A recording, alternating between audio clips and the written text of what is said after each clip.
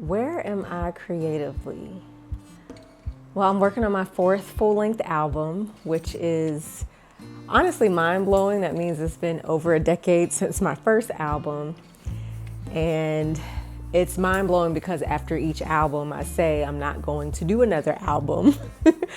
Mostly because it's a lot of work, it's a lot of time, it's a lot of emotion and money. And as an independent artist, a lot of times you just don't know what type of impact you're making with your music. There are ways, with technology and data analysis to kind of see streams or views or things like that. But as an independent artist, your impact is not always traceable. For example, when I did my first album and EPs, I remember burning copies and giving those out, selling those. I remember sending out digital downloads, through Google Drive or Dropbox where people could download them. So you never know the impact because someone could be forwarding that to someone else or burning it for someone else. Now we're in the digital age and streaming and YouTube. There are ways to track, but it's not always, as an independent artist, easy to tell if you're pouring your heart and soul into something, if it's being received by the people that need to hear it or want to hear it, and that can resonate with the message that you're sharing. So I've always, kind of been like, okay, after this, no more recordings. And I mean it. And I'm just going to do live music, like Erykah Badu says, I only record when I have something to say. And I am a live performer. That resonates with me when she says that. But ultimately, creatively now, I feel like it's time to do a new album because I'm at a new stage in life. I'm married. I am pregnant.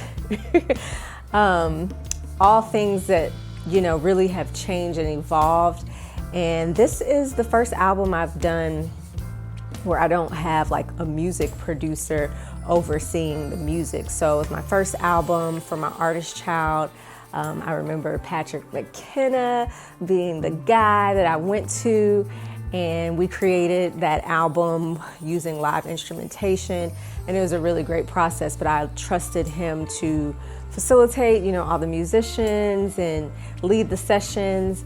And then with my second album, Sleep Talking, Jason Jett was the producer, and I remember we were going more of a commercial sounding direction there so that the songs can get shopped for different opportunities. And that was a great experience. It was different for me because I was bringing my acoustic background to all these just different digital sounds, and that was really fun. And then my last album, which I cannot believe will be almost 3 years ago, which was Metamorphosis, the evolution of Arsena, produced by Kurt Keys.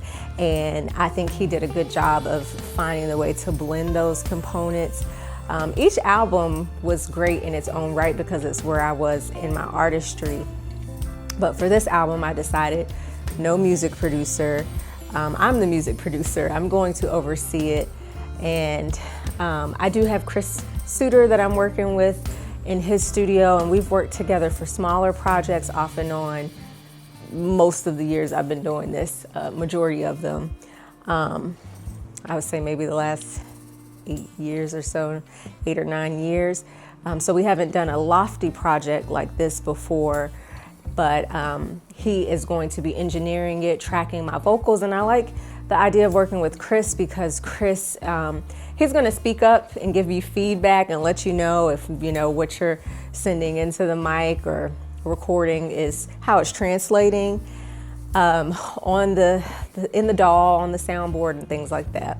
But he's going to let you lead the way. So it's nervousing and exciting to kind of be able to spearhead the project.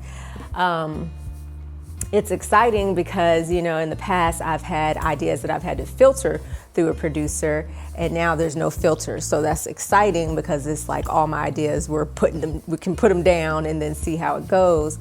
And then it's nervousing because then it's were these good ideas? How is this going to be received? And so I've really had to sit down and get out of my own head not worry about comparing past things to new things. Now that I've done that and we're in the flow of starting the album, I'm excited.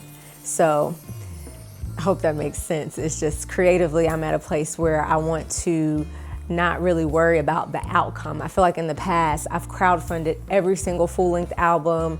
I've had an anticipated release date.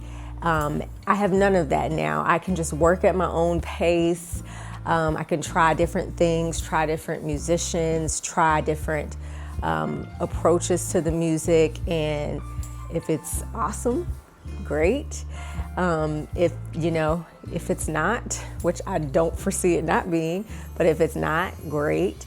And I'm enjoying myself. So that's where I'm at creatively when it comes to music right now. And then another thing that I've been doing, one, my therapist has been mentioning for months, you should get a hobby outside of music. And also my husband has been telling me for years since we've met, like, you really need to document your life and record it. And so another thing I've been doing creatively is recording and documenting my life. It took me years to actually listen to him, but I'm enjoying that. I enjoy not only recording, but editing. I find that very therapeutic. And so I've got new videos, just tracing different things like or documenting different things, our IVF journey, our recent trip to Greece, rehearsals, now studio time. So that is something that I never expected to be so fulfilling, because it's one thing to be in something and experiencing it, but it's another thing to go back and watch you experiencing it and see it from different perspectives and then be able to tell a story. And essentially with music, songwriting, and with my vlogging and video editing, I'm doing the same thing. I'm telling a story. I actually got a comment recently on a recent video that I appreciated so much, because this person was using language to explain how the video was impacting them, but it was just very freakishly, ironically, the same exact language I was using in the music I was currently writing. So I could see how they were bleeding together.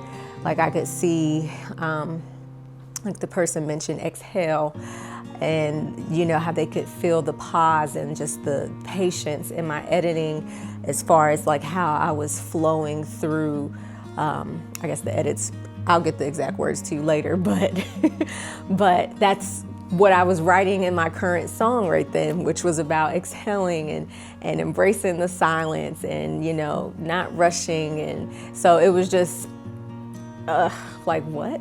That's crazy. So they feed each other, I think. If I'm not working on music, then I'm working on some type of video editing as my cathartic outlet, just a way to express myself. So I'm looking for that comment I wanted to read, because it was everything. And I feel like it's commenting on my creative work of a video, but it also speaks to, could just be my creative style or personality. So it said, this video felt less like a vlog and more like a gentle exhale after a really meaningful chapter in your life. The way you let moments breathe, no rush, no noise, made Athens feel intimate, not touristic. This video about Athens, Greece. It's rare to see creators trust stillness like this, and it works beautifully. Looking forward to how this series unfolds. You're building something that feels honest, not algorithm chasing, and that's refreshing.